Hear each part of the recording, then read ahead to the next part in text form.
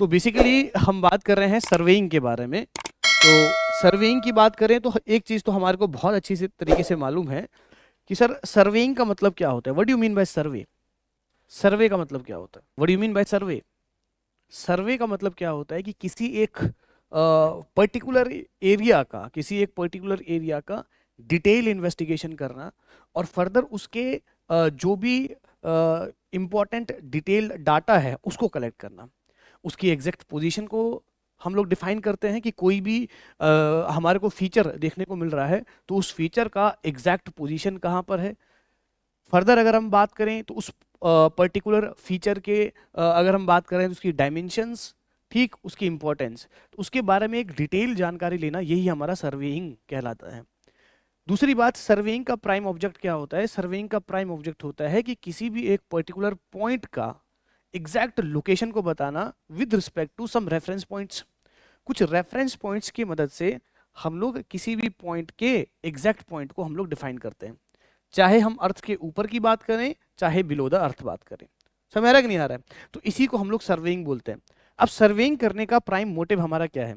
Surveying करने का prime motive ये है कि फर्दर हम लोग यहाँ पे ये कोशिश करते हैं कि जहां पर भी हमें कोई भी चीजें डेवलप करनी है, ऑब्वियस सी बात है उस एरिया के बारे में आपको उसके फीचर्स के बारे में मालूम होना चाहिए। किसी भी चीज को जब हम स्टार्ट करते हैं तो ऑब्वियस सी बात है, किसी भी कंस्ट्रक्शन को जब हम स्टार्ट करते हैं तो सबसे पहला जो काम किया जाता है वहां पे सर्वे किया जाता है। सर्वे का मतलब उस एरिया के बारे में एक डिटेल जानकारी हम लोग कलेक्ट करते हैं और उस डिटेल जानकारी के बेसिस पे ही फिर जाके आपका आगे जो प्रोजेक्ट है वो आपका स्टार्ट होता है। ठीक, सर्वेइंग करने के बहुत सारे तरीके हैं, बहुत सारे इंस्ट्रूमेंट्स का यूज किया जाता है सर्वे करने के लिए, बहुत सारे पर्पस हो सकते हैं सर्वे करने के लिए, अलग अलग पर्पस आपको देखने को मिलेगा जिसके लिए हम लोग सर्वे कर रहे हैं, अलग अलग इंस्ट्रूमेंट्स जिनका यूज करके हम लोग सर्वे करते हैं। ठीक, तो इसी तरीके से जब हम सर्वे को समझते हैं तो कहीं ना कहीं you will find we will trying to we are trying to get some exact location या detailing about a particular object. किसी ऑब्जेक्ट का डिटेलिंग, ये डिटेल में नॉलेज कलेक्ट करना, that is called your surveying. ठीक, नाउ आगे अगर हम बात करें तो बेसिकली जब हम बात करते हैं सर्वेइंग के बारे में तो सर्वेइंग को हम लोग डिफाइन कैसे कर सकते हैं? तो जैसे कि मैंने कहा कि सर्वेइंग में हम लोग क्या कर रहे हैं, हम लोग क्या करते हैं कि एक पर्टिकुलर पोजीशन की अगर हम बात करें तो किसी रिलेटिव पोजीशन की अगर हम बात कर रहे हैं तो वहां पे हम लोग पॉइंट को फाइंड आउट करने की बात करते हैं। जैसे अगर हम बात करें तो हम लोग क्या करते हैं, surveying is the art of determining the relative position of the points on above और beneath the surface of the earth, means direct और indirect measurement of distance direction. ठीक, डिस्टेंस डायरेक्शन और लीनियर मेजरमेंट। तो कहीं ना कहीं कहने का मतलब क्या है? कहने का मतलब यह है कि यहाँ पे हम लोग रिलेटिव पोजीशंस को डिफाइन करते हैं। रिलेटिव पोजीशन का मतलब, रिलेटिव वर्ड जहां पर भी आता है तो इसका मतलब आपको सीधे सीधे समझना है कि एक के रिस्पेक्ट में दूसरे को फाइंड आउट करना। कहने का मतलब है कि सर जब भी हम लोग एक पॉइंट को डिफाइन करते हैं, उस पॉइंट को डिफाइन करने के लिए हमने कुछ ना कुछ एक रेफरेंस लिया होता है, कहीं ना कहीं उस रेफरेंस के रिस्पेक्ट में ही हम दूसरे पॉइंट को डिफाइन कर पाते हैं। तो यही बात यहाँ पे कर रखा है कि यहाँ पे हम लोग रिलेटिव पॉइंट्स को डिफाइन करने की बात करते हैं, रिलेटिव पॉइंट्स को फाइंड आउट करते हैं, चाहे वो आपके अर्थ के सरफेस के ऊपर हो चाहे वो सरफेस के नीचे हो। इसी को हम लोग सर्वे बोलते हैं। सर्वे के अंदर हम लोग क्या क्या करते हैं? सर्वे के अंदर हम लोग जो है डायरेक्ट और इनडायरेक्ट तरीके से मेजरमेंट लेते हैं। डायरेक्ट और इनडायरेक्ट तरीके से मेजरमेंट लेते हैं। डायरेक्ट मेजरमेंट, फिजिकली आप लोग वहां पे जाके मेजरमेंट कर रहे हो, जैसे for example chain survey, physically आप लोग जाके कर रहे हो। इनडायरेक्ट मेजरमेंट, आप लोग जो है रिमोट सेंसिंग टेक्निक का यूज कर रहे हो, वहां से आप लोग जो है उस पर्टिकुलर एरिया की डिटेलिंग, उसके फीचर्स के बारे में एक कंप्लीट जानकारी ले रहे हो, that is called indirect measurement. तो दो टाइप की अगर हम बात करें तो यहाँ पे डाटा कलेक्शन करने के दो टाइप्स हो सकते हैं, एक डायरेक्ट तरीका है, एक आपका इनडायरेक्ट तरीका है। इनडायरेक्ट तरीका दूसरा, आपके पास डिफरेंट मेथड्स के थ्रू आप लोग जो है यहाँ पे एरिया या वॉल्यूम हम लोग किसी एक पर्टिकुलर एरिया का निकाल, किसी एक पर्टिकुलर ऑब्जेक्ट का या किसी एक पर्टिकुलर फीचर का निकालते हो, वो भी इनडायरेक्ट मेजरमेंट आता है। तो इस तरीके से हम लोग जो है किसी भी चीज का डिटेलिंग को जो फाइंड आउट करते हैं उसी को हम लोग सर्वे बोलते हैं। अब सर्वे की जब बात करते हैं तो सर्वेइंग इज द आर्ट, ये क्या बोल रहा है, ये आर्ट है। आर्ट के साथ साथ हम लोग साइंस भी बोल सकते हैं। तो सर्वेइंग क्या है? सर्वेइंग आर्ट भी है, सर्वेइंग साइंस भी है। आर्ट का मतलब ऑब्वियस सी बात है, सर्वे करने का हमारा प्राइम मोटिव होता है कि हम लोग एक मैप बनाना चाहते हैं।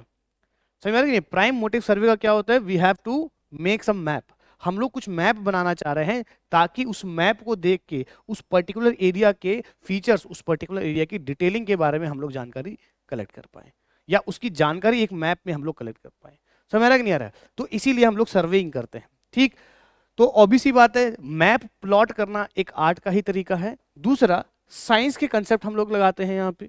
साइंस के concept like will use some geometries का यूज करेंगे।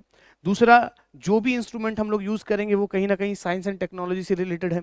तो कहीं ना कहीं सर्वेइंग मिक्सचर हो जाता है आर्ट और साइंस का, क्योंकि हमारे को यहाँ पे मैप बनाना है, ड्राइंग बनाना है, तो कहीं ना कहीं ये आर्ट का पार्ट है। दूसरा, यहाँ पे हम लोग उस पर्टिकुलर फीचर्स को समझने के लिए कुछ मैथमेटिकल और साइंटिफिक चीज़ों का इस्तेमाल करते हैं, तो कहीं ना कहीं ये साइंस भी हो गया। तो आप बोल सकते हैं कि मैथ्स, आर्ट और साइंस के कलेक्शन से हम लोग किसी एक पर्टिकुलर एरिया को एक पेपर पे डिफाइन करते हैं, एक पेपर पे उसकी डिटेलिंग को लिखते हैं, उसी को हम लोग सर्वेइंग बोल रहे हैं। ऑब्जेक्टिव सर्वे का ये होता है। बस में आ रहा है कि नहीं आ रहा? बोले यार सुनो नाउ। अब अगर हम लोग बात करें कि सर सर्वेइंग के टाइप कौन कौन से होते हैं या किस किस टाइप का सर्वे होता है, देखिए बेसिकली अगर हम बात करें तो दो टाइप का सर्वे, एक है आपका प्लेन सर्वे, एक है आपका जियोडेटिक सर्वे। अब दोनों में डिफरेंस क्या है? प्लेन सर्वे की जब हम बात करते हैं तो प्लेन सर्वे आपका वो सर्वे होता है जिसके अंदर आप लोग अर्थ के कर्वेचर को नहीं कंसिडर करते हैं। हम जानते हैं कि सर जब भी हम लोग बात करते हैं ना कि अर्थ के बारे में, हम एक बात बहुत अच्छी तरीके से जानते हैं कि सर अर्थ हमारा कैसा है, अर्थ का शेप क्या है? कोई बताएगा अर्थ का शेप क्या है? कैसा है? इलिप्टिकल। कैसा शेप है अर्थ का? शेप कैसा है अर्थ का? शेप ना ही सर्कुलर है ना ही इलिप्टिकल है, ये कैसा है? जियोइड, ऑब्लेट स्पाइरल इसको बोलते हैं। समझ आ रहा है कि नहीं आ रहा है? तो अर्थ का शेप क्या है? ऑब्लेट स्पाइरल, कुछ इस तरीके से इरेगुलर शेप का आपका अर्थ है। समझ आ रहा है कि नहीं आ रहा है? फर्दर अगर हम बात करें तो सर हम लोग फिर जो ग्लोब बनाते हैं उसको गोल क्यों बनाते हैं? हमने क्या किया है, फिर हमने एवरेज ले लिया। क्या किया हमने? फिर एवरेज ले लिया। एवरेज लेने के बाद, जो एवरेज का मतलब क्या होता है, कुछ चीजें घटा दी कुछ चीजें बढ़ा दी। समझ आ रहा है कि नहीं आ रहा है? तो इसीलिए आपको गोल देखने को मिलता है। अब जब भी हम लोग अर्थ के कर्वेचर के बारे में बात करते हैं तो ऑब्वियस सी बात है, there is some curvature in the earth. तो अर्थ में कुछ कर्वेचर होने की वजह से जब भी हम लोग कुछ रीडिंग लेते हैं, उस कर्वेचर का इफेक्ट उस रीडिंग के ऊपर आता है। अब कर्वेचर का इफेक्ट रीडिंग के ऊपर कब आता है? जब डिस्टेंस बहुत ज्यादा हो जाता है, इन किलोमीटर्स में अगर आपका डिस्टेंस हो जाता है ऑब्जेक्ट और जहां पे भी आपका इंस्ट्रूमेंट है और जहां की भी आप लोग रीडिंग ले रहे हो, उन दोनों का डिस्टेंस अगर काफी ज्यादा होता है, अब फर्दर कर्वेचर का इफेक्ट वहां पे देखने को मिलता है। ठीक है, उसको हम लोग क्या बोलते हैं? उसको हम लोग बोलते हैं जियोडेटिक सर्वे। प्लेन सर्वे के अंदर हम लोग स्मॉल डिस्टेंस में मेजरमेंट कर रहे हैं। जब छोटे डिस्टेंस की बात कर रहे हैं तो यहाँ पे आपको कर्वेचर का इफेक्ट देखने को नहीं मिलता है। जैसे फॉर एग्जाम्पल हम लोग अभी अभी जब रोड पे जाते हैं, जब हम लोग रोड पे जा रहे हैं, कुछ डिस्टेंस तक आपको जब दिख रहा है तो क्या आपको ऐसे दिख रहा है क्या? बिल्कुल ऐसा नहीं दिखता है ना। जब आप छत के ऊपर जाओगे, बहुत ऊपर या किसी टावर के ऊपर जाओगे, तब जाके आपको थोड़ा सा ऐसे देखने को मिलेगा कि थोड़ा सा कर्वेचर टाइप फीलिंग हो रही है। काफी ऊंचे टावर के ऊपर जाओगे तब आपको ये फील होगा। समझ आ रहा है कि नहीं आ रहा है? अगर हम बात करते हैं ना माउंट एवरेस्ट के ऊपर अगर आप चढ़ोगे तो वहां से आपको अर्थ का कर्वेचर थोड़ा सा फील होने लग जाता है, वहां से थोड़ा थोड़ा विजिबल होने लग जाएगा कि अर्थ जो है कर्व्ड शेप में आपको देखने को मिल जाएगा। तो कहीं ना कहीं जब भी हम लोग बहुत लंबे डिस्टेंस में मेजरमेंट करते हैं तो कर्वेचर का इफेक्ट आपको देखने को मिलता है। बट प्लेन सर्वे की जब हम बात कर रहे हैं तो हम लोग छोटे डिस्टेंस की बात कर रहे हैं। छोटा जो सर्वे होता है वो हम लोग प्लेन सर्वे की हेल्प से हम लोग करते हैं, जहां पे डिस्टेंस बहुत कम होता है, कर्वेचर को हम लोग ध्यान में नहीं रखते हैं। That is called plane survey. Geodetic survey obvious ही बात है, क्योंकि हम लोग अब काफी लंबे डिस्टेंस के बारे में बात कर रहे हैं, काफी बड़े एरियाज के सर्वे के बारे में बात कर रहे हैं, तो ऐसे सर्वे को हम लोग जियोडेटिक सर्वे बोलते हैं। तो बेसिक डिफरेंस अब आपको क्लियर होना चाहिए कि जहां पे कर्वेचर ऑफ अर्थ को हम लोग कंसीडर करते हैं उसको हम लोग जियोडेटिक सर्वे बोलते हैं, जहां पे हम लोग कर्वेचर ऑफ अर्थ को कंसीडर नहीं करते हैं that is called your plane survey. तो यहां तक की बातें क्लियर हुई? बोले रहे सुनो नाउ आगे बात करते हैं। तो नेक्स्ट हमारा पॉइंट ऑफ डिस्कशन, थोड़ा सा और डिटेलिंग करते हैं कि प्लेन सर्वे और जियोडेटिक सर्वे के अंदर आपको क्या क्या चीजें ध्यान में रखनी है। जैसे कि मैंने आपको बता दिया था कि प्लेन सर्वे का मतलब ये है कि यहाँ पे हम लोग अर्थ के कर्वेचर को ध्यान में नहीं रख रहे हैं, कहीं ना कहीं ये स्मॉल एरियाज, किसकी? स्मॉल एरियाज के सर्वे के लिए हम लोग प्लेन सर्वे का इस्तेमाल कर रहे हैं। दूसरी बात, curvature of earth is not consider, obvious ही बात है क्योंकि स्मॉल एरियाज के बारे में बात हो रही है। एक और चीज आपको ध्यान में रखना है, क्या ध्यान में रखना है कि जब भी हम लोग प्लेन सर्वे कर रहे हैं और इस टाइम पे अगर हम लोग प्लम बॉब का इस्तेमाल करें, किसका इस्तेमाल करें? प्लम बॉब का इस्तेमाल करें। ऑब्वियस सी बात है, प्लम बॉब तो सारे जानते हैं ना, इस टाइप का आपका प्लम बॉब होता है, ये सुनो। तो जब हम लोग प्लम बॉब के बारे में बात करते हैं तो आपको एक चीज हमेशा ध्यान में रखना है, क्या? अगर आपका सर्वे कैसा सर्वे है सर, अगर आपका सर्वे प्लेन सर्वे है तो आपको क्या देखने को मिलेगा, देखना जरा ध्यान से। तो देखो यार, तो आपको क्या देखने को मिलेगा कि अगर आप लोग प्लेन सर्वे कर रहे हैं और अर्थ के डिफरेंट पॉइंट्स पे, कहाँ पे, डिफरेंट पॉइंट्स पे, दो जगहों पे अगर आपने क्या रख दिया, प्लम्ब बॉब को ऐसे सीधा रख दिया, तो प्लम्ब बॉब के एक्सिस से निकलने वाली जो लाइन होती है that is called plum line. Plum Bob के एक्सिस से जो निकलने वाली लाइन होती है उसको क्या बोलते हैं सर हम लोग, प्लम लाइन बोलते हैं। तो ध्यान रखना प्लेन सर्वे के केस में, क्योंकि हम लोग जो है छोटे डिस्टेंस के बारे में बात कर रहे हैं, तो छोटे डिस्टेंस के बारे में बात कर रहे हैं, तो यहाँ पे जो हम लोग प्लम बॉब को रखेंगे तो वो कभी भी आपस में इंटरसेक्ट नहीं करती है, वो हमेशा पैरेलल चली जाएगी। बस मेरा कि नहीं आ रहा है? फॉर एग्जाम्पल ये हमारा अर्थ है, for example this is our earth, for example ये हमारा अर्थ है सर, अर्थ है। हमने क्या बोला सर, हमने बोला हम क्या करने वाले हैं, कौन सा सर्वे कर रहे हैं सर हम लोग, बोलो यार कौन सा सर्वे कर रहे हैं सर हम लोग, प्लेन सर्वे कर रहे हैं। प्लेन सर्वे कर रहे हैं तो सर ये रहा हमारा प्लम बॉब, सर ये रहा हमारा प्लम बॉब, ठीक है सर, ये रहा हमारा प्लम बॉब इधर, और ये रहा हमारा दूसरा प्लम बॉब इधर। बिल्कुल हम लोग प्लेन सर्वे के बारे में बात कर रहे हैं, मतलब ऑब्वियस सी बात है बहुत कम डिस्टेंस पे होगा, बोलो यार बहुत कम डिस्टेंस पे होगा। चलिए दूसरी बात, सर यहाँ से जो प्लम बॉब से जो लाइन निकलती है उसको हम लोग प्लम लाइन बोलते हैं।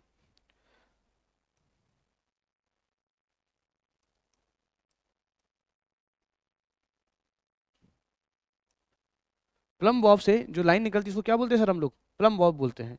तो अगर हम प्लेन सर्वे कर रहे हैं तो प्लम बॉब से लाइन निकलने वाली जो प्लम लाइन है वो हमेशा पैरेलल होगी, वो कभी भी इंटरसेक्ट नहीं होगी। समझ आ रहा है कि नहीं आ रहा है? तो ये आपको हमेशा ध्यान में रखना है, वेरी वेरी इंपॉर्टेंट पॉइंट, बहुत ज़्यादा इंपॉर्टेंट पॉइंट है ये, ठीक, ये बहुत ज़्यादा इंपॉर्टेंट पॉइंट। दूसरा दूसरा जब हम प्लेन सर्वे की बात करते हैं, क्योंकि डिस्टेंस बहुत कम है, ऑब्वियस सी बात है यहाँ पे जो हम लोग स्टैंडर्ड ऑफ एक्यूरेसी होगा वो हम लोग कम भी लेकर चलें कोई दिक्कत नहीं आएगी, मतलब कम एक्यूरेट इंस्ट्रूमेंट भी अगर हम लेकर चलें तो कोई दिक्कत नहीं आएगी, क्योंकि कर्वेचर का इफेक्ट तो आने वाला ही नहीं है। समझ आ रहा है कि नहीं आ रहा है? तो कम एक्यूरेसी वाले इंस्ट्रूमेंट से भी आपका यहाँ पे काम चल जाएगा जब हम लोग छोटे एरियाज में सर्वे कर रहे हैं। Are you getting my point? बोले यार सुनो, ठीक। नाउ दूसरी ओर जब हम बात करते हैं किसके बारे में, जियोडेटिक सर्वे के बारे में, जियोडेटिक सर्वे की जब हम बात करते हैं तो यहाँ पे आपको एक चीज ध्यान रखना है कि जो कर्वेचर ऑफ अर्थ है उसको हम लोग कंसीडर करते हैं। कर्वेचर ऑफ अर्थ को कंसीडर करने का मतलब है कि हम लोग बहुत बड़े एरिया में सर्वे कर रहे हैं, बहुत बड़े डिस्टेंस पे हम लोग सर्वे कर रहे हैं। क्योंकि यहाँ पे बहुत बड़े एरिया में आपका सर्वे चल रहा है तो आपको एक और बात याद रखना है कि इस केस में अब हम लोग, इस केस में अब हम लोग किसी भी पॉइंट पे किसको रखते हैं सर, अगर हम लोग किसी भी पॉइंट पे अब प्लम बॉब को अगर हम रखते हैं, किसको रखते हैं, प्लम बॉब को रखते हैं, तो then in that case what will be the condition. देखो यार क्या सीन है कि अब हम लोग क्या कर रहे हैं, प्लम बॉब को रख रहे हैं यहाँ पे, ठीक है, बहुत बड़ा सर्वे हम लोग कर रहे हैं, ठीक, बहुत बड़ा हम लोग सर्वे कर रहे हैं। लेट अस कंसीडर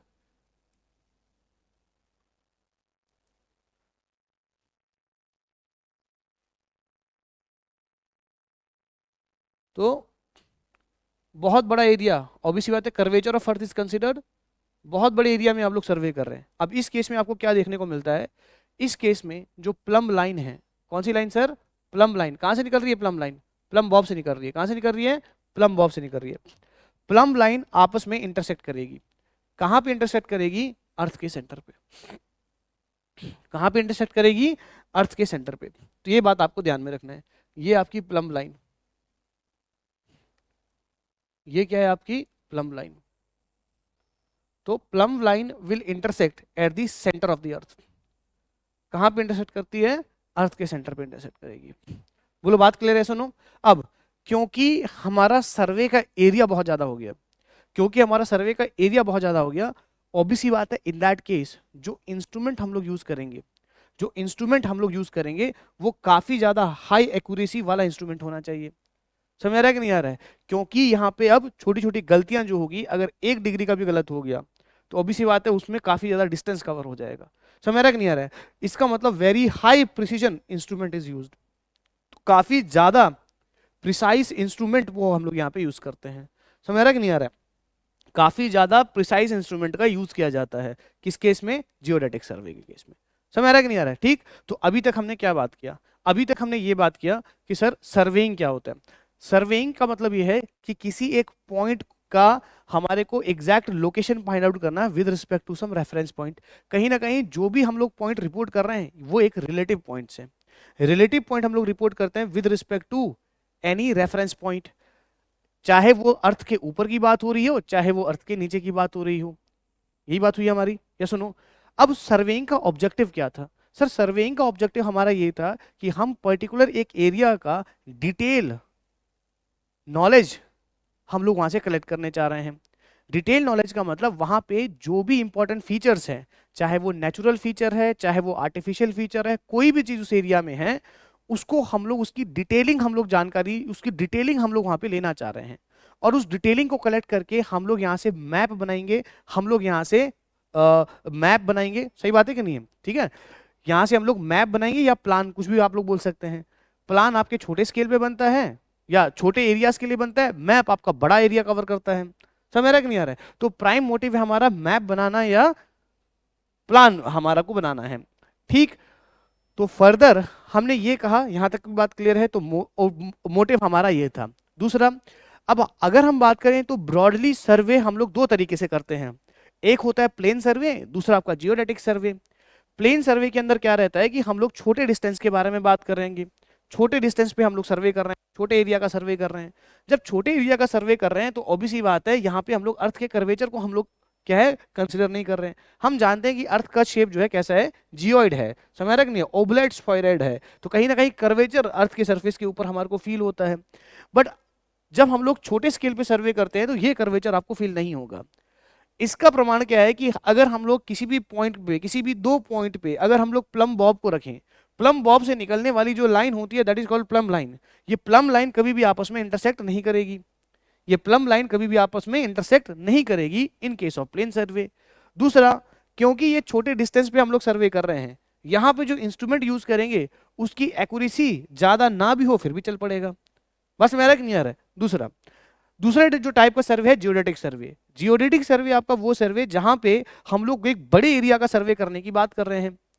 जब बड़े एरिया का सर्वे हम लोग करेंगे तो ऑब्वियस सी बात है फिर आपको अर्थ का कर्वेचर फील होने लग जाएगा। अगर आपको अर्थ का कर्वेचर फील होगा तो इस केस में अगर मैं प्लम बॉब को यूज करूं और प्लम बॉब से निकलने वाली लाइंस को देखूं तो वो लाइन आपस में इंटरसेक्ट करती है, हमेशा कहां इंटरसेक्ट करेगी? अर्थ के सेंटर पे। हमेशा कहां इंटरसेक्ट करेगी? अर्थ के सेंटर पे। दूसरा कि एरिया हमारे को बहुत बड़ा यहाँ पे एरिया हमारे को बहुत बड़ा यहाँ पे कंसिडर करना है। इसका मतलब यहाँ पे जो इंस्ट्रूमेंट यूज होगा वो काफी ज्यादा एक्यूरेट होना चाहिए, उसकी एक्यूरेसी का लेवल काफी ज्यादा होना चाहिए। यहाँ से जो रिजल्ट्स आएगा वो काफी ज्यादा प्रिसाइज होना चाहिए। प्रिसाइज का मतलब होता है, what do you mean bye precise? Precise का मतलब होता है वो वैल्यू जो ट्रू वैल्यू के बिल्कुल पास में है, एकदम एग्जैक्ट वैल्यू के साथ में है, that is called your precise value.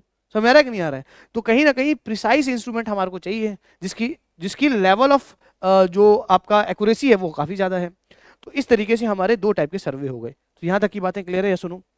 बोले यार सुनो। नाउ अब कुछ और बातें हैं जो आपको ध्यान में रखनी है। These are the very important points that we have to remember. क्या बोल रहा है देखो जरा। जनरली जब हम बात करते हैं कि जनरली जो जियोडेटिक सर्वे है, geodetic survey is considered for the area more than 250 kilometre square. कितना? जैसे ही आपका एरिया कितना हो जाए सर?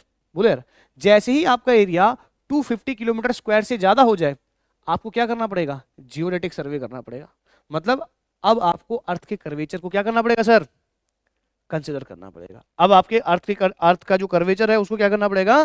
कंसिडर करना पड़ेगा। ठीक। दूसरा क्या बोल रहा है? For any line length 12 kilometre geodetic length would be just 1 centimetre extra. Geodetic length will be 1 centimetre extra. कहने का मतलब क्या है सर? देखो जरा, कहने का मतलब ये है कि सर मान लो ये 12 किलोमीटर का लेंथ है। कितने किलोमीटर का लेंथ है सर? 12 किलोमीटर का लेंथ है। बोले यार सुनो, कितने किलोमीटर का लेंथ है सर? ये 12 किलोमीटर का लेंथ है। ये 12 किलोमीटर का लेंथ कब आया हमारे को? जब ए और बी के बीच में मैंने कौन सा सर्वे किया सर? ए और बी के बीच में जब मैंने प्लेन सर्वे किया। कितना लेंथ आया सर इसका? 12 किलोमीटर लेंथ आया। बट जब यहाँ पे मैंने किसको कंसिडर करना किया? जब मैंने यहाँ पे कर्वेचर को कंसिडर किया तो ये लेंथ कितना ज्यादा होगा? ये लेंथ आपका 12 किलोमीटर प्लस 1 सेंटीमीटर होगा। समझ में आ रहा है कि नहीं आ रहा है? तो ये किसका है? ये जियोडेटिक सर्वे। और ये क्या है सर हमारा? बोलो यार, ये क्या है सर हमारा? प्लेन सर्वे। समझ में आया कि नहीं आया? समझ में आया कि नहीं आया? तो प्लेन सर्वे में अगर 12 किलोमीटर लेंथ आ रहा है तो हर 12 किलोमीटर के बाद अगर हम लोग कर्वेचर को फील करें तो 1 सेंटीमीटर का फर्क आएगा। अब अगर आपको बोला जाए कि सर 18 किलोमीटर के बाद कितने सेंटीमीटर का फर्क आएगा, 18 किलोमीटर के बाद कितने सेंटीमीटर का फर्क आएगा, बताओ जरा, बाकी लोग भी बताओ। बोल रहा है कि 12 किलोमीटर के बाद 1 सेंटीमीटर का फर्क आएगा, 18 किलोमीटर के बाद कितने सेंटीमीटर का फर्क आएगा, ये बताना। बताओ बताओ बताओ।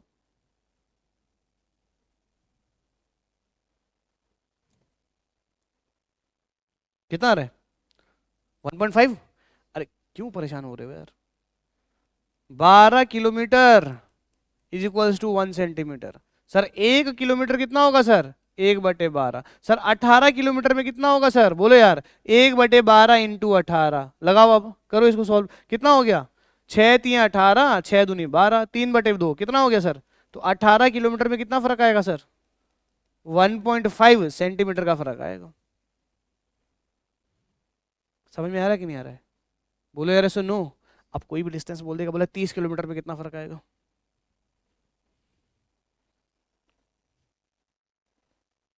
उठाओ पेन पुन उठाओ। 30 किलोमीटर कितना फर्क आएगा? बस खत्म। समझ में आ रहा है कि नहीं आ रहा है? एक सवाल ये बन गया आपका। Are you getting my point? अच्छा, ये पहली लाइन तो सबको याद आ रही होगी, यही के एग्जाम में आया था ये क्वेश्चन। सही बात है कि नहीं है? अच्छा, अगला देखो जरा। For any triangle with an area, ध्यान से सुनना, ये बहुत इंपॉर्टेंट पॉइंट है, इसमें सबको कंफ्यूजन होता है। क्या बोल रहा है? For any triangle with an area of 195.5 kilometre square, sum of internal angle would be 1 centimetre 1 second extra. क्या मतलब है इसका? क्या मतलब है इसका? ये क्या बोल रहा है? ये बोल रहा है कि मान लो कोई एक ट्राइंगल है। क्या है सर आपका? ध्यान सुनो। मान लो कोई एक ट्राइंगल है, ठीक है सर, कोई एक ट्राइंगल है। इस ट्राइंगल का एरिया अगर कितना हो सर? 195 किलोमीटर स्क्वायर का एरिया हो। कितना एरिया हो सर इस ट्राइंगल का? 195 किलोमीटर स्क्वायर का एरिया हो। अच्छा सर, अगर मैं इसको प्लेन सर्वे करूंगा तो सम ऑफ इंटरनल एंगल कितना होना चाहिए? 180 डिग्री होना चाहिए। बोलो यार ऐसा नो। सम ऑफ ट्राइंगल्स कितना होना चाहिए सर? 180 डिग्री। अच्छा, ये बात हो रही है किसकी सर? प्लेन सर्वे की। किसकी बात हो रही है सर? ये प्लेन सर्वे की। अच्छा, जब हम लोग जियोडेटिक सर्वे करेंगे, एक चीज बताओ, ये जो स्ट्रेट लाइन है वो स्ट्रेट लाइन रहेगा क्या? क्या हो जाएगा? ये कर्व हो जाएगा। तो ऑब्वियस ही बात है जियोडेटिक सर्वे के केस में सर, अब यही ट्राइंगल मेरा कैसे दिखेगा? ये ट्राइंगल दिखेगा ऐसे, ये ट्राइंगल दिखेगा ऐसे। बोले सुनो, this is A, this is B, this is C. Similarly sir ये ए है, ये बी है, ये सी है। This is internal angle A, this is internal angle B, ये this is internal angle C. अब क्या बोलता है? Internal angle A plus internal angle B plus internal angle C, इसका वैल्यू कितना हो जाएगा? 180 डिग्री 0 मिनट और 1 सेकेंड। समझ में आया कि नहीं आया? इधर एंगल कितना था sir? Angle A plus angle B plus angle C कितना था सर? ये 180 डिग्री था। ये बोल रहा है लाइन, बहुत इंपॉर्टेंट है। अब कई लोगों को कन्फ्यूजन क्या होगा? सर बोलेंगे कि क्वेश्चन में आया है सर कि किस एरिया के बाद हम लोग क्या करते हैं, कौन सा सर्वे करना चाहते हैं? जियोडेटिक सर्वे करेंगे। ऑप्शन में 195 किलोमीटर स्क्वायर भी होगा। समझ आ रहा है कि नहीं आ रहा है? अब जिसका कंसेप्ट क्लियर नहीं है वो इसको आंसर मार देगा। समझ में आ रहा है कि नहीं आ रहा है? बोलो बात क्लियर है कि नहीं है? तो यहाँ पे क्या बोल रहा है कि अगर अगर एक ट्राइंगल है जिसका एरिया 195 किलोमीटर स्क्वायर एरिया आ रहा है, समझ आ रहा है कि नहीं आ रहा है? तो उस ट्राइंगल का जो इंटरनल एंगल होगा वो कितना होगा? 1 सेकंड एक्स्ट्रा होगा। ये बोल रहा है ये। समझ आ रहा है कि नहीं यार? For any triangle with an area of 195 kilometre square, कोई भी ट्राइंगल जिसका एरिया 195 किलोमीटर स्क्वायर होगा, इंटरनल एंगल का जो समेशन होगा वो कितना होना चाहिए? 180 डिग्री 0 मिनट और 1 सेकंड, इतना होगा। समझ में आ रहा है कि नहीं आ रहा है? तो ये 195 किलोमीटर स्क्वायर किसकी बात कर रहा है? ये उस एरिया की बात कर रहा है जिसमें 1 सेकंड एक्स्ट्रा आता है, ट्राइंगल की बात कर रहा है। Are you getting my point? तो किसी भी ट्राइंगल का एरिया अगर 195 किलोमीटर स्क्वायर आ रहा है तो उसको इंटरनल एंगल ऑफ समेशन कितना आएगा? 1 सेकंड एक्स्ट्रा आएगा। चीजें क्लियर हुई कि नहीं हुई? बोलो यार ऐसा नो। समझ में आ रहा है कि नहीं आ रहा है? यहां तक की बातें क्लियर है? आगे बात करें? चलिए आगे बात करते हैं। नेक्स्ट, अब बात करते हैं सर्वे को क्लासिफाई करने की बात करते हैं कि सर्वे को हम लोग किस तरीके से क्लासिफिकेशन कर सकते हैं। देखो यार, क्लासिफिकेशन आपका होता है बहुत सारे तरीकों से, जैसे कि सर कौन सा इंस्ट्रूमेंट हमने यूज किया, on the basis of this. दूसरा, सर किस टाइप का सर्वे है आपका, सर कहाँ पे सर्वे कर रहे हो आप, आपका ऑब्जेक्टिव क्या है। समझ आ रहा है कि नहीं आ रहा है? तो उस तरीके से हम बोल सकते हैं कि अलग अलग टाइप के सर्वे होते हैं। दूसरा, सर एक से ज्यादा टाइप का सर्वे क्या दो अलग अलग क्लासिफिकेशन में आ सकता है? एक से ज्यादा टाइप का सर्वे होगा, मतलब एक टाइप का सर्वे एक से ज्यादा क्लासिफिकेशन में उसका नाम आ सकता है क्या?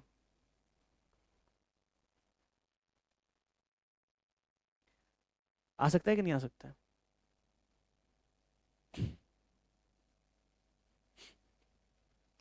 अगर मैं यहां पे क्लासिफाई करूं कि सर इस क्लासरूम में कितने इंडियंस हैं, उस क्लासिफिकेशन में सबका नाम आ जाएगा? ठीक है। अब फिर से मैं एक और क्लासिफिकेशन करूं, second classification based on state, कौन कौन हिमाचली है, फिर से आपको उधर आ जाएगा नाम। क्लासिफिकेशन दो टाइप से, दोनों जगह नाम आया। तो अलग अलग क्लासेस, दो अलग अलग क्लासिफिकेशन में एक ही टाइप का सर्वे आ सकता है कि नहीं आ सकता है? बोलो यार ऐसा नो। समझ में आया कि बात नहीं?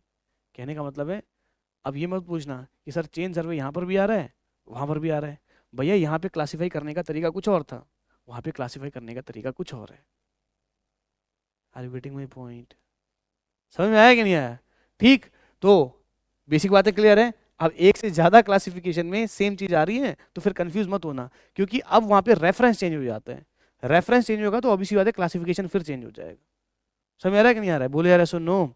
अब फिर अगर जिले वर्क करें तो हम लोग जिले वाइज करें तो फिर से आपका नाम आ जाएगा अपने जिले के साथ। अब तीन टाइप की क्लासिफिकेशन हो गई, एक कंट्री के बेसिस पे हो गया, एक स्टेट के बेसिस पे हो गया, अब जिले के बेसिस पे हो गया। तीनों जगह आपका नाम आया। सही बात है कि नहीं है? अब एक चीज का नाम तीन जगह आ रहा है, फिर तो आप बोलोगे नहीं। समझ में आ रहा है कि नहीं आ रहा? अब एक इंस्ट्रूमेंट तीन जगह देख लोगे फिर बोल दोगे सर ये तो वहां पे भी था। समझ में आ रहा है कि नहीं आ रहा है? तो इसलिए कंफ्यूज नहीं होना है। चलिए देखिए जरा। नाउ बेस्ड ऑन, सबसे पहला बेस क्या है हमारा? सबसे पहला है based on the purpose. Sir हम लोग सर्वे क्यों कर रहे हैं, पहला क्या है हमारा? पर्पज। तो सबसे पहले हम बात करते हैं टोपोग्राफिक सर्वे की। किसकी बात करते हैं सर हम लोग? टोपोग्राफिक सर्वे की। What do you mean bye topography? Topography का मतलब होता है नेचुरल फीचर्स के बारे में जानकारी लेना। ठीक, to determine the natural features of the country, like such as rivers, such as rivers, such as rivers, streams, lakes, wood, hills, etc. ठीक, and such artificial features as road, railways, canals, towns and villages. तो जितने भी features उस area में मिल रहा है, चाहे natural हो चाहे आर्टिफिशियल हो, सबके बारे में अगर आप लोग चीजों को डिटेल करना चाहते हो, बताना चाहते हो, तो इसको हम लोग करते हैं टोपोग्राफिक सर्वे। इसको क्या बोलते हैं हम लोग? टोपोग्राफिक सर्वे बोलते हैं। समझ आ रहा है कि नहीं आ रहा है? सारी डिटेलिंग कर रहे हैं इसके अंदर। ठीक, नाउ इसके अलावा बात आती है कैडेस्ट्रल मैप की या कैडेस्ट्रल सर्वे की। कैडेस्ट्रल सर्वे की बात करते हैं तो सीधे सीधे ध्यान में रखना है कि जो भी आपकी प्रॉपर्टीज, जो भी अगर हम बात करें तो जो प्रॉपर्टी लाइन को डिफाइन करती है, जो भी आपके प्रॉपर्टी लाइन को डिफाइन करती है, उसी को हम लोग कैडेस्ट्रल सर्वे बोलते हैं। बस मेरा नहीं आ रहा है? मान लो आपने जगह जुगा नापना है, अपना जगह नापना है, तो वो क्या हो गया? कैडेस्ट्रल सर्वे हो गया। समझ मेरा नहीं आ रहा? पटवारी आएगा तो वो क्या करेगा? कौन सा सर्वे करेगा? वो कैडेस्ट्रल सर्वे करके जाएगा। जो पटवारी आएगा वो क्या करके जाएगा?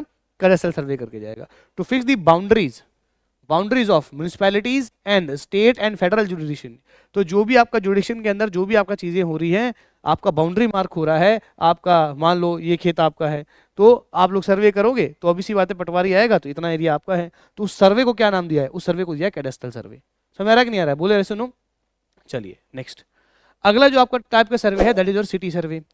सिटी सर्वे का मतलब क्या है, सिटी के बारे में जानकारी लेना। यहाँ पे हम लोग क्या करते हैं, सिटी के जो भी आपका लेआउट है, स्ट्रीट्स है, बिल्डिंग है, सीवर पाइप्स है, वाटर पाइप्स है, जो भी हम लोग सर्विसेज सिटी के अंदर प्रोवाइड कर रहे हैं, उन सब की जानकारी जो हम लोग प्रोवाइड करते हैं उसी को हम लोग सिटी सर्वे बोलते हैं। समझ आ रहा है कि नहीं आ रहा है, सिटी के बारे में सारी चीजें बताना that is called your city survey. Now इसके अलावा हाइड्रोग्राफिक सर्वे। हाइड्रोग्राफिक सर्वे का मतलब क्या है, हाइड्रो मतलब पानी, तो यहाँ पे बेसिकली पानी के अंदर क्या क्या चीजें हैं उसको फाइंड आउट करने के लिए जो हम लोग सर्वे करते हैं, इसी को हम लोग क्या बोलते हैं, हाइड्रोग्राफिक सर्वे। तो अंडर वाटर जो भी हम लोग सर्वे करते हैं that is called your hydrographic survey. समझ में आ रहा है कि नहीं आ रहा है। अब हाइड्रोग्राफिक सर्वे हम लोग क्यों करते हैं, क्यों करते हैं, to know about the different features available in the below the water. Water के नीचे कौन कौन से इंपॉर्टेंट फीचर्स अवेलेबल हैं।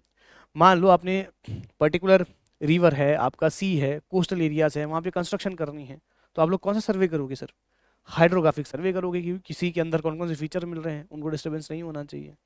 समझ आ रहा है कि नहीं आ रहा है। ठीक, तो रिसेंटली अगर हम बात करें तो रिसेंटली आपका अभी मुंबई में आपका अटल सेतु बना हुआ है, जो कि अपने आप में ही एक अलग सा फीचर है।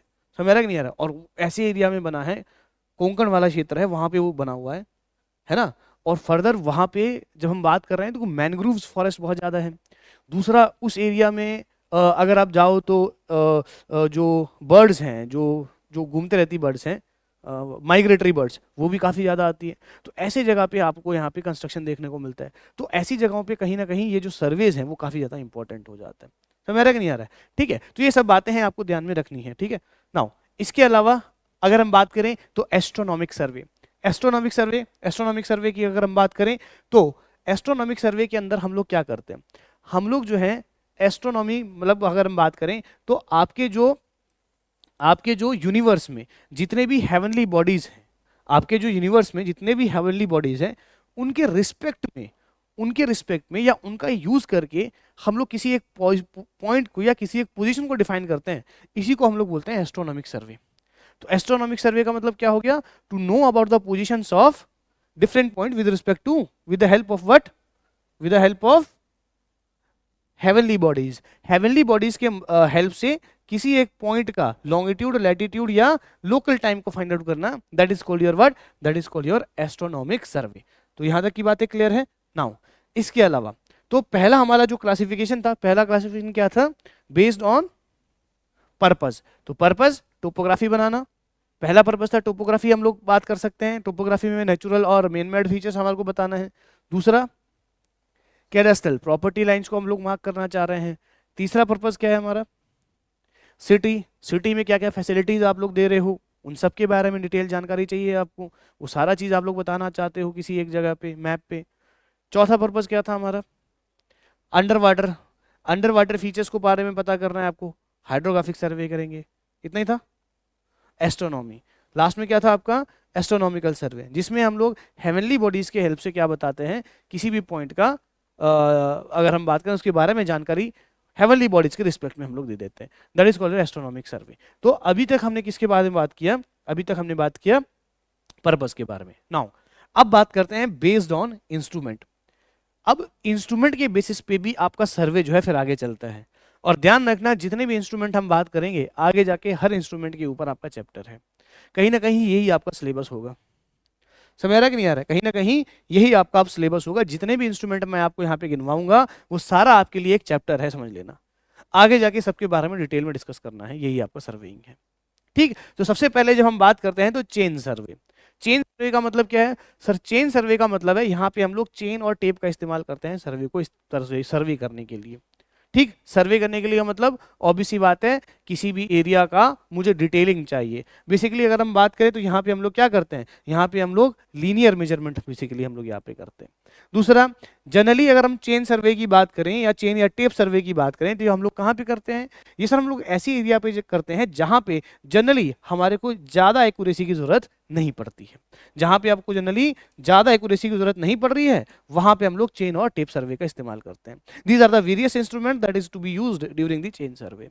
ठीक, ये आपका चेन हो गया, ये आपका टेप हो गया, ये आपके पैग्स हो गए, समझ आ रहा है कि नहीं आ रहा है ना। ये आपका एरो हो गया, ये आपका क्या हो गया, रेंजिंग रॉड हो गया, समझ आ रहा है कि नहीं आ रहा है? तो ये सारे हमारे जो है इंस्ट्रूमेंट है जिसको हम लोग यूज करते हैं। ठीक ना, आगे बात करते हैं। आगे बात करते हैं तो कंपास सर्वे। ऑब्वियस सी बात है, नाम में ही समझ में आ रहा है कि यहाँ पे हम लोग कंपास का इस्तेमाल करते हैं सर्वे को करने के लिए। किसका इस्तेमाल करते हैं सर हम लोग? कंपास का इस्तेमाल करते हैं। अब कंपास आपके दो टाइप का होता है, एक होता है आपके पास कौन सा, सर्वेयर्स कंपास, दूसरा आपका कौन सा, प्रिज्मेटिक कंपास। समझ में आ रहा है कि नहीं आ रहा है? तो सर्वेयर कंपास और प्रिज्मेटिक कंपास दो टाइप के कंपास होते हैं। बाकी डिटेलिंग हम लोग बाद में कर लेंगे जब हम लोग कंपास सर्वे का चैप्टर आएगा। सीक्वेंस भी आपका यही चलेगा, पहले हम लोग चेन सर्वे करेंगे, फिर हम लोग कंपास सर्वे करेंगे। अब कंपास सर्वे में करते हैं क्या हम लोग? कंपास सर्वे में बेसिकली हम लोग क्या करते हैं कि यहाँ पे हम लोग हॉरिजॉन्टल एंगल को मेजर करते हैं। क्या मेजर करेंगे? हॉरिजॉन्टल एंगल को मेजर करेंगे। चेन सर्वे में क्या कर रहे थे? लीनियर मेजरमेंट कर रहे थे। चेन सर्वे में क्या करते थे हम लोग? लीनियर मेजरमेंट कर रहे थे। अब कंपास सर्वे के अंदर हम लोग जो कंपास यूज करते हैं, कौन सा कंपास होता है? मैग्नेटिक कंपास होता है। बस में आ रहा है कि नहीं आ रहा है? और फर्दर यहाँ पे हम लोग लीनियर मेजरमेंट भी करते हैं। पहले हम लोग एंगल मेजर करते हैं with the help of compass, and then linear measurement will done with the help of chain और टेप। फिर हम लोग लीनियर मेजरमेंट भी करते हैं चेन और टेप के हेल्प से।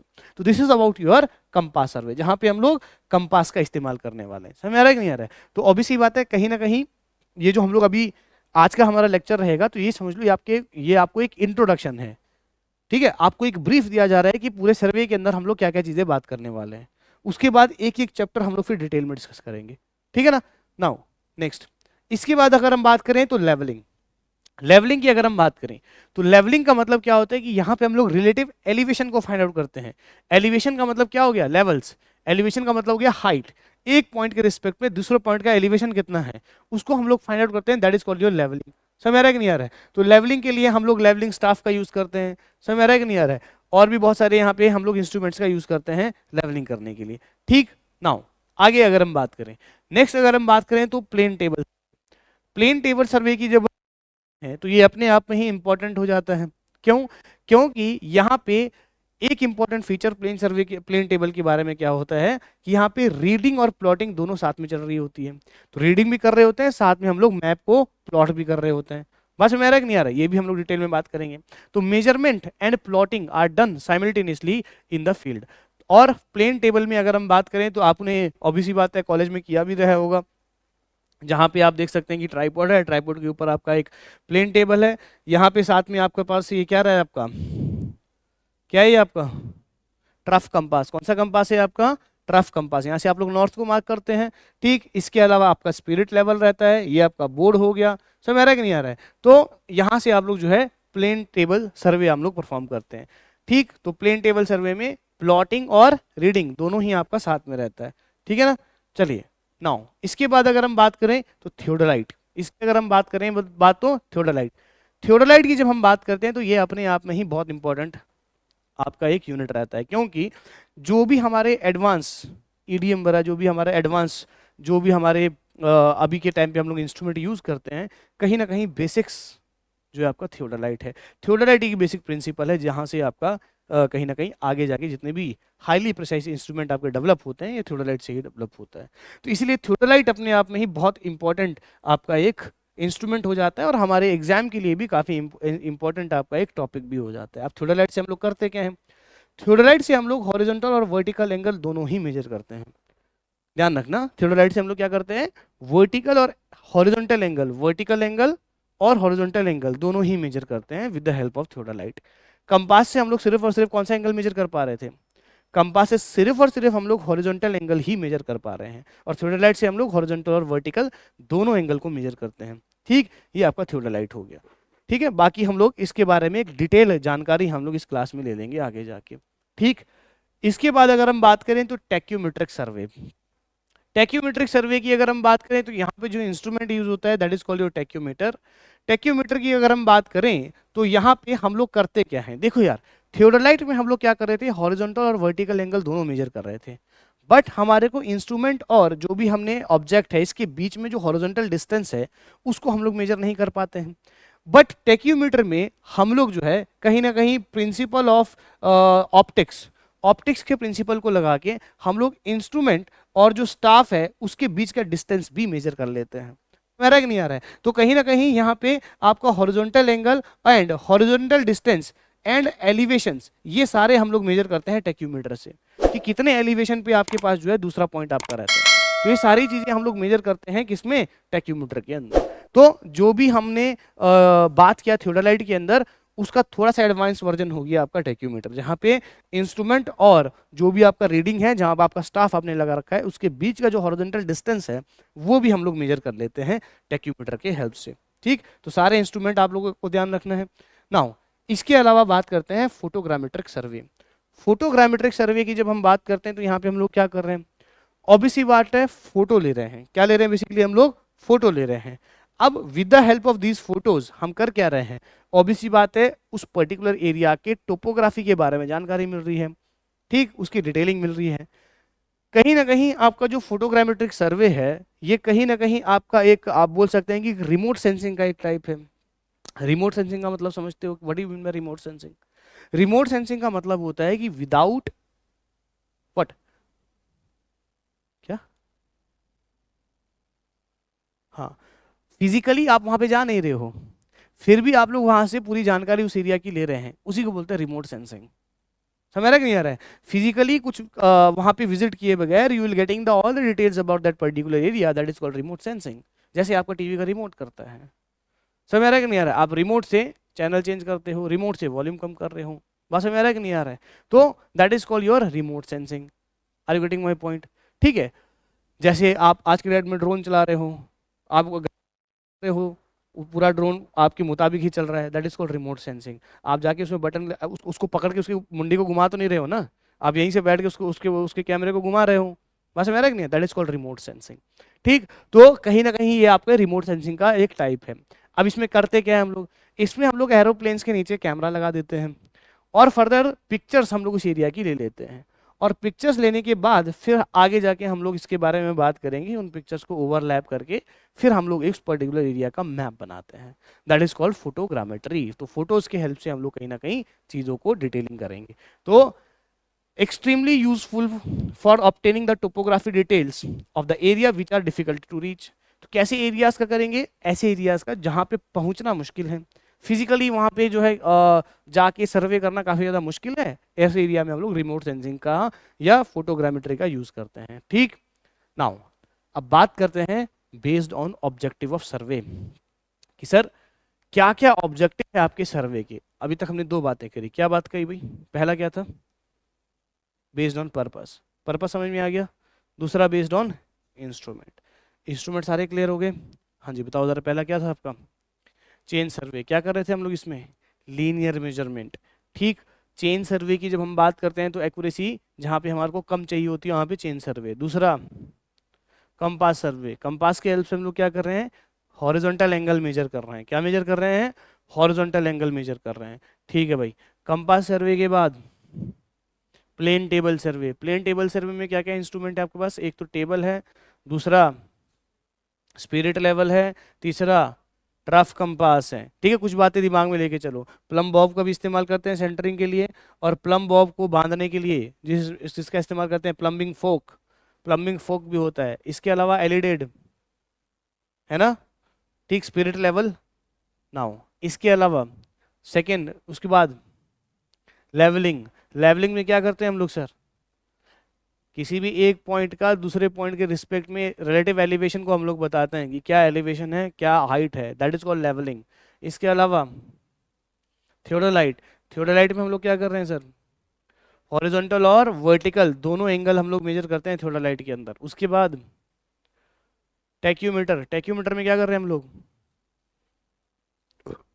डिस्टेंस मेजर कर रहे हैं और एंगल, एंगल भी मेजर कर रहे हैं और डिस्टेंस भी मेजर कर रहे हैं, दोनों बातें हम लोग कर रहे हैं, वर्टिकल एंगल और हॉरिजॉन्टल डिस्टेंस दोनों मेजर कर रहे हैं।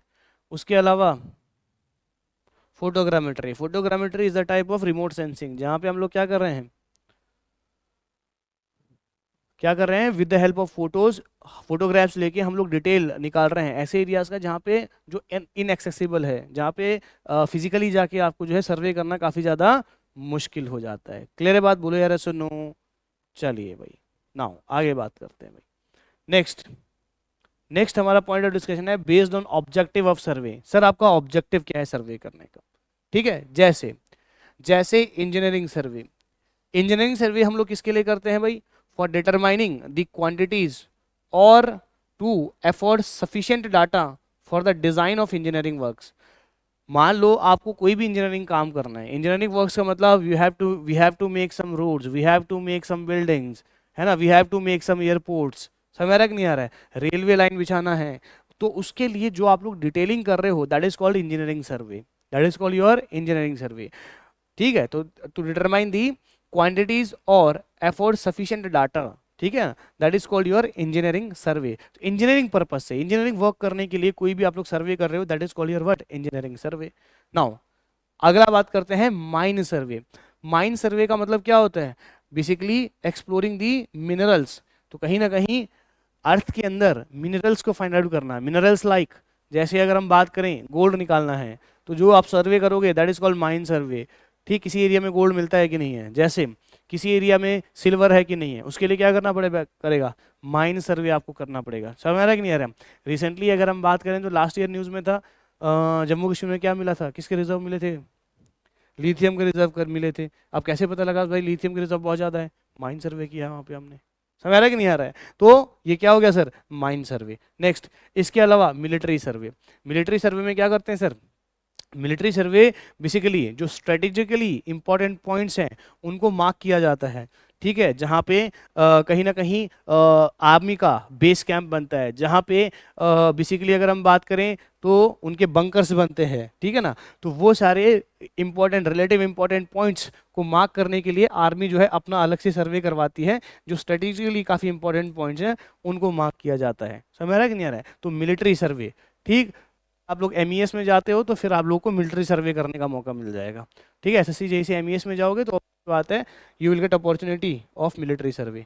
उसके बाद अगर हम बात करें तो जियोलॉजिकल सर्वे।